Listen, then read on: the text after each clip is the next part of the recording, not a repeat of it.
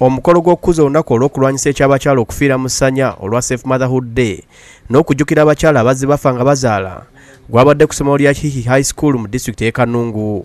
Minisita omubeezi w'ebyobulamu akola guno naguli Dr. Chris Baryomunsi ye yakiikiridde Prime Minister Dr. Ruhakana Rugunda era nga yasoose kulambula midaala omwayolesebbwa ebintu eby'enjawulo ebikozesebwa mu kuzaala nga bino byayoleseddwa ebibiina bya nakyeyo ebyobulamu eby'enjawulo.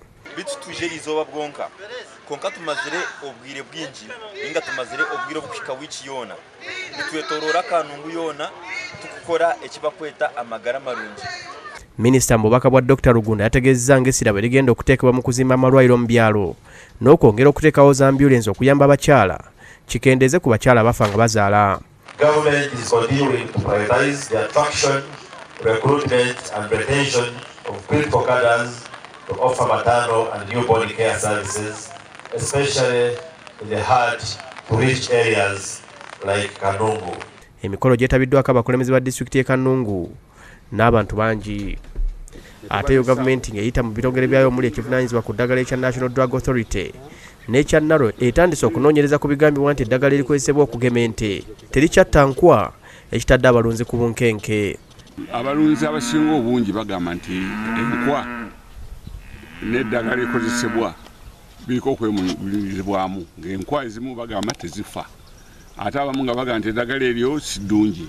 Kayofu Bona atandikiddwa oluvannyuma lw'abalunzi mu bitundu by'eggwanga eby'enjawulo okwekubira endulu eri bekikwatako nga bagamba nti eddagala lye bakozesa okufuuyira ente okutta enkwa terikyakola nga balowooza nti waliwo ekika ky'enkwa ekipya ekizinze eggwanga.